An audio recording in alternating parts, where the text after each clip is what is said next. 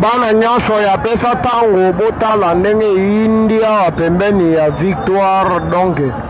eza koyinda mabe joli piripion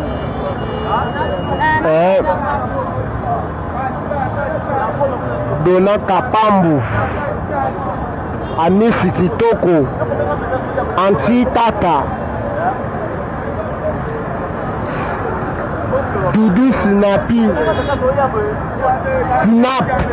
Dudu Snap tobosani te lisusu Joris Chombe Papa Kali talaki ndenge eyindaka match ya Renaissance ebeti lelo donc ya koyinda ya dega transport pasi wana telemi na Victoire awa tout rond point na Victoire tala makambo ndenge eleka na osola bino ba image